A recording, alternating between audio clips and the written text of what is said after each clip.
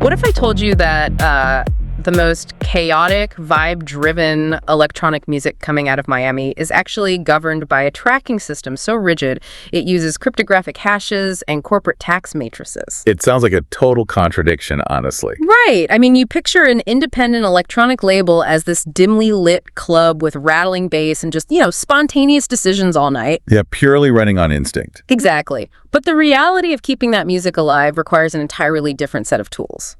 Okay, let's unpack this. Let's do it. Because today, we are taking you behind the curtain for a really incredible deep dive. We have this stack of internal documents and operational outlines from a Miami-based electronic music label operating in 2026. They're called 786Muzik Publishing LLC, right? Yep, 786Muzik. And our mission today is to dig into their entire operational playbook.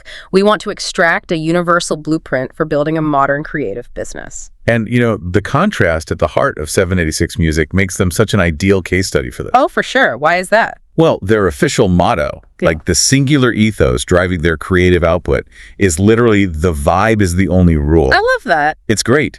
Yet, the documents reveal that to actually protect that untamed vibe, they rely on an intensely rigorous operational structure. Right, because the romanticized vision of starting a label frequently crashes into the reality of actually maintaining one. Precisely. And building that structure, it starts at the foundation. They don't just rely on good intentions. They established a single-member LLC right out of the gate. Which is so rare for early-stage creatives. It really is. We see a lot of artists dragging their feet on this, operating as sole proprietors and just, absorbing massive personal liability. Yeah, taking on all the risks themselves. Exactly. But 786Muzik set up their legal container, their EIN, their tax matrices, and their W-9 workflows before a single track even hit the public. Smart. And looking closely at the documents, that single-member LLC wasn't just about limiting liability. It was strategically designed to feed into a much larger doing business as, or DBA, expansion strategy.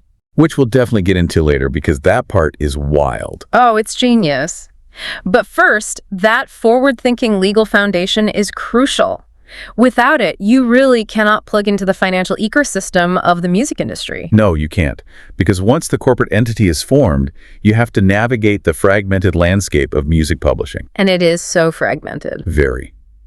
When a song is streamed or broadcast, it doesn't just generate one payout. It generates a multitude of fractional royalties. Right. And the industry has essentially split those royalties into different buckets managed by completely different organizations. It seems to me, looking at these docs, that publishing registration is essentially a toll booth system on a digital highway. That is a great way to put it. Yeah, like if you don't take the time to build your specific booth, the cars, or in this case the streams, just drive right by for free. Completely unmonetized. So the documents show 786Muzik setting up a highly deliberate network of these toll booths. They registered with BMI, but crucially, they set up both a publisher and a writer account. Which is huge. That distinction really separates the hobbyists from the professionals. Because of the royalty split? Exactly. Every composition generates a writer's share and a publisher share. If you only register as the writer, half of your potential revenue is literally left sitting in a black box. Just unclaimed money. Unclaimed. And securing that missing half is what ultimately funds the operational costs of an independent label. From there, they moved on to digital performance royalties by registering with Sound Exchange. Right, because Sound Exchange captures the payout for the sound recording itself when it's played on non-interactive platforms like satellite radio. Correct. And then they layered on the MLC, the Mechanical Licensing Collective. That's to capture the mechanical royalties generated when a user interactively streams a track on Spotify or Apple Music. You have to have both. Yeah. And finally, they tied it all together with Songtrust for Global Publishing Administration, ensuring that if a track gets played in a club in Berlin, the international royalties still find their way back to Miami. What's fascinating here is how deliberate this web is. Each organization serves as a highly specialized net, trying to catch a very specific type of royalty stream. Right. But those organizations are fundamentally passive. They don't hunt down your money for you. No, they just wait for the data. Exactly. They rely entirely on the information you provide them. Which brings us to the most critical component of this entire system, the metadata. Yes. Which brings us to the technical certification workflow 786Muzik uses. They manage a catalog of about 50 to 60 tracks, right? Right. And instead of relying on scattered spreadsheets, they centralize the entire operation through a heavily customized Notion database. It's so organized. It really is. They assign sequential ISRC codes, the International Standard Recording Code, to every specific sound recording. But what really caught my attention was the rejection of standard MP3 tagging. Oh, yeah. They favor broadcast wave format or BWF, metadata embedding. Which is intense. It is. But standard MP3s utilize ID3 tags, which are fine for consumer playback. But high-quality WAV files, which are the undisputed standard format for electronic music production and DJing, they don't natively support those standard ID3 tags in a reliable way across all software. So the data can just strip off. Exactly. So 786Muzik uses a dedicated tool called BWF Meta Edit to embed crucial data directly into the audio file itself. They utilize the BEX version 2 standard. Meaning the legal and administrative data is permanently fused to the actual sound waves. Fused right into the file. Okay, let me push back on this administrative heavy lifting for a second, though. Sure. If I'm a producer in 2026, can I just upload a highly infectious track to TikTok or YouTube Shorts and let the algorithm do the work? You could. I mean, if the music is undeniably compelling, the algorithm will find the audience, right? Why spend hours embedding BEX version 2 metadata? Because the algorithm is exceptional at finding an audience, but it is completely incapable of figuring out how to pay you. Ah. Yeah, that is the trap many modern creators fall into. If your undeniably compelling track goes viral without embedded, verified metadata, it's basically an unmarked box sitting in a warehouse of 100 million other unmarked boxes. That's a terrifying visual for an artist. It really is. The algorithm pushes that unmarked box to 1 million listeners. The platform profits from the engagement, and you receive $0. Because the toll booth organizations have no way to connect the viral sound back to your LLC. Exactly. Which makes their next step even more logical. They don't just embed the data, they actually lock it behind a cryptographic wall. The hashing process. Yes. The documents detail a workflow where they generate a SHA-256 hash for every single finished release. Which is such a tech-forward approach. Right. They run the final metadata-embedded WAV file through a hashing algorithm that spits out a unique, mathematically complex string of characters. And that hash functions as an immutable digital fingerprint. If even a single millisecond of audio or a single character of metadata is altered, The hash breaks. the entire hash changes completely. By generating that specific string, they create absolute, mathematically time-stamped proof of the exact moment that specific file was finalized in its original state. And they compile all of this, the sequential ISRC, the embedded BWF metadata, the cryptographic SHA-256 hash into a comprehensive proof package PDF for every single release. It's beautiful, really. They are essentially minting a birth certificate and a legal deed for every track in their catalog. They are transforming an ephemeral piece of audio into a locked, verifiable asset. But, generating a certified asset is only the first half of the equation. Right. You have to actually distribute it. Exactly. You then have to build a logistical infrastructure to move that asset to the consumer. Which means we need to talk about their distribution pivot. Because having a perfectly verified WAV file on a hard drive in Miami doesn't do any good if there is no pipeline to get it onto the digital shelves. Absolutely true. The sources reveal that 786Muzik faced a pretty significant inflection point regarding this pipeline. They originally launched their catalog utilizing DistroKid, but eventually made the highly calculated decision to migrate their entire operation over to Symphonic. And a catalog migration of that size is a massive, highly delicate undertaking. I can imagine. It requires taking down your existing releases and re-uploading them through the new distributor while perfectly matching the original ISRC codes. Because if you mess that up, you lose years of accumulated play counts and playlist placements. Everything resets to 0. Oh, wow. Yeah, so you don't take on that level of operational risk without a really compelling structural reason. Well, looking at their internal evaluation, they actually have a lot of praise for DistroKid. They note that for an artist in the initial launch phase, DistroKid is incredibly effective. Oh, for sure. Yeah, due to its rapid release speeds, low upfront costs, low barrier to entry. But as I look at the Symphonic migration, it seems to me they outgrew their original platform because they stopped needing a bicycle and started needing a freight train. That analogy hits the mark perfectly. The needs of a solo artist trying to get a beat tape onto Spotify are fundamentally different from the needs of a scaling label managing 50 to 60 tracks. Right. But let me play devil's advocate here too. Go for it. Isn't getting a track on a streaming platform the exact same result no matter who puts it there? Like, why does the pipeline matter if the destination is the same? Because distribution is about much more than just hitting upload. Yeah. The documents outlined 8 specific criteria 786Muzik used to evaluate their new distribution partner. Pete. Yeah, moving far beyond just getting the music online. They needed granular analytics to track hyper-specific regional trends. Okay, that makes sense. And they needed advanced royalty split capabilities. That way they can automatically pay out featured vocalists or remixers without manual accounting. Oh, that saves so much time. They also prioritize customer service access and label-focused infrastructure, right? Like the ability to secure marketing support and playlist pitching directly from the distributor. Exactly. It proves that distribution is a partnership, not merely a pipe. Precisely why they chose Symphonic. The distributor's back-end infrastructure actively dictates the administrative ceiling of the label. Yep. Symphonic provided the administrative leverage necessary to manage a complex portfolio.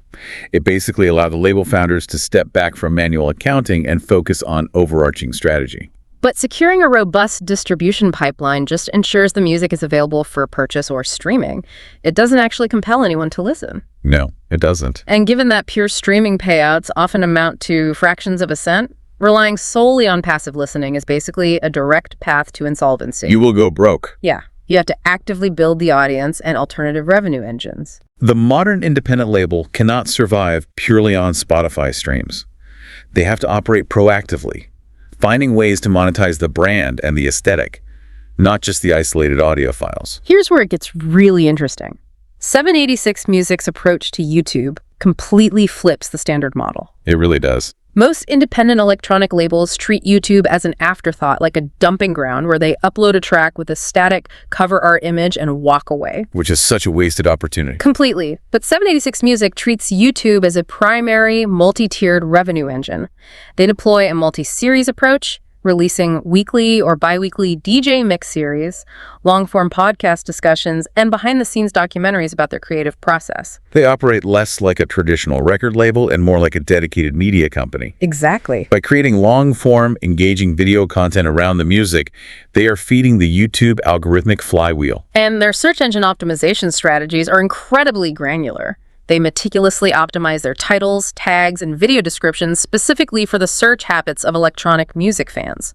So it actually reaches the right people. Right. If a user searches for a specific subgenre vibe or a late-night driving mix, the SEO ensures a 786Muzik video is served up. Furthermore, they place a massive emphasis on thumbnail visual consistency. Which is so crucial on YouTube. The visual consistency of the thumbnail is the primary driver of click-through rates. People click what looks familiar and high quality? Yes. And by maintaining a high click-through rate and combining it with the long watch times generated by those hour-long mix series, they signal to the algorithm that their content retains viewer attention. Which triggers monetization. Exactly. This ensures they maintain their eligibility in the YouTube Partner Program, allowing them to capture substantial ad revenue and YouTube Music streaming credits simultaneously, all while deepening audience loyalty. YouTube is a powerful engine, but their secondary proactive strategy is what really caught my eye. Sync licensing. Yeah, sync licensing. Now, it isn't a new concept in the industry. Placing music in film, television, and advertising is a well-known path to profitability. The documents rightly point out that a single high-end sync placement can out-earn an entire year of standard streaming revenue. Easily. But what impressed me wasn't just the fact that they pursued sync, it was their specific corporate positioning. They aggressively brand their catalog to music supervisors as the soundtrack to urban movement.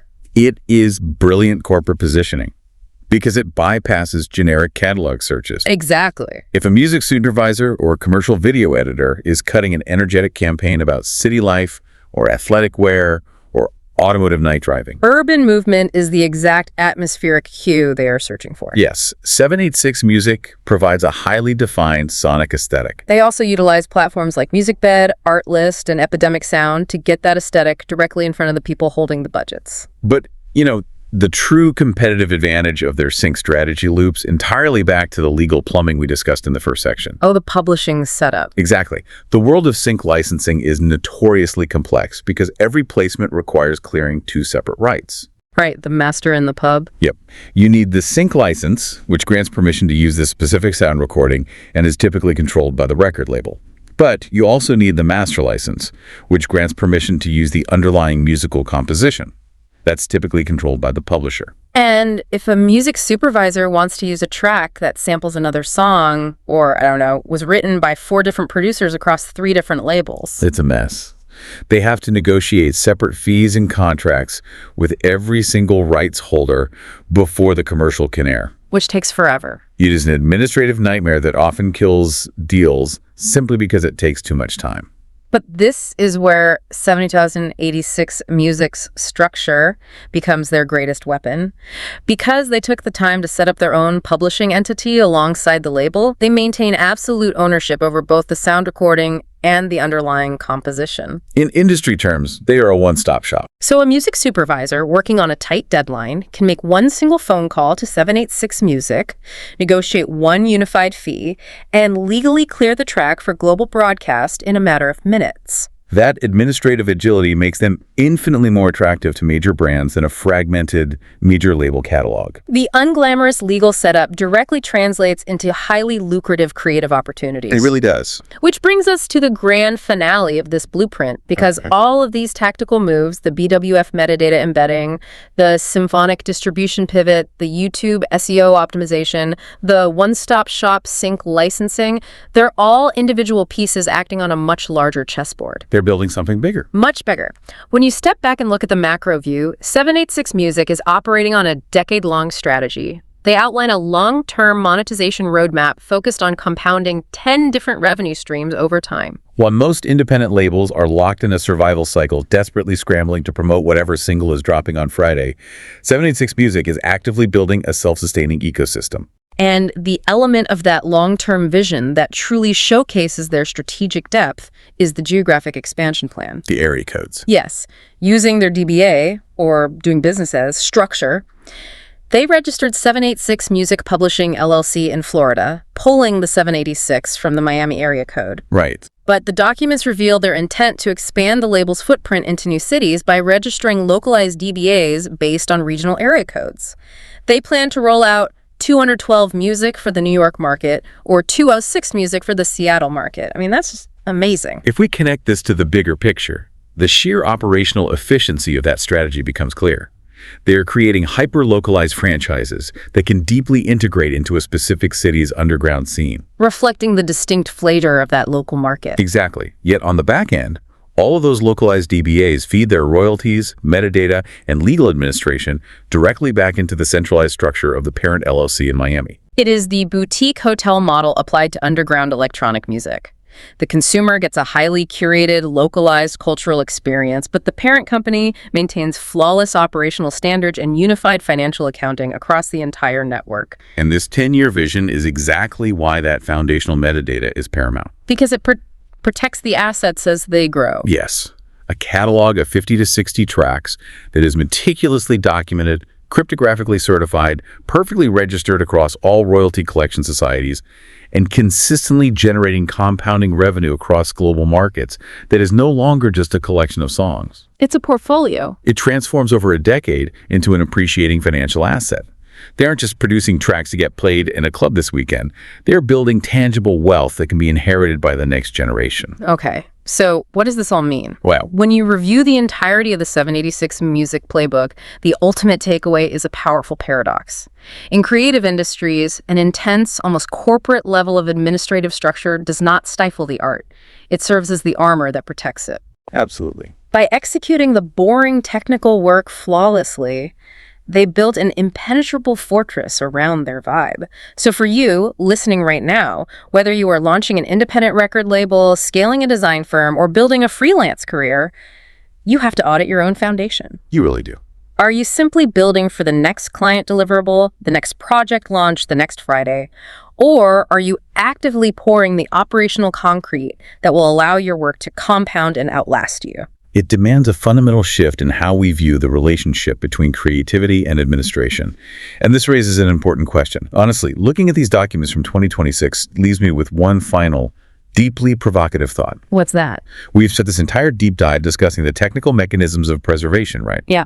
using SHA 256 hashes and BWF metadata to lock in timestamp proof of the music so it can serve as a family legacy. Yeah, locking in the human effort. But we are rapidly accelerating into an era where artificial intelligence can generate infinite, highly polished electronic tracks in a matter of seconds. Oh, wow. Yeah, the market for functional audio is going to be completely saturated. Entirely saturated. Yeah. So in a landscape defined by infinite, instantly generated audio, does the music itself become a zero-cost commodity? Just background noise. Exactly. Yeah. And if the sheer audio holds no unique market value, then perhaps that verifiable, timestamp proof of human effort, that PDF proof package 786Muzik, generates to mathematically prove that human beings actually collaborated to make this specific art on this specific day. Perhaps that human certification becomes the actual legacy that retains financial and cultural value. The structure doesn't just protect the vibe. In an AI-dominated future, the structure might be the only mathematical proof that the human vibe ever existed. Unbelievable. It's a lot to think about. It really is. Well, that is all the time we have for today. We hope you are walking away with a fresh perspective on the hidden mechanics of building a creative business that truly lasts. Until next time, keep digging deep.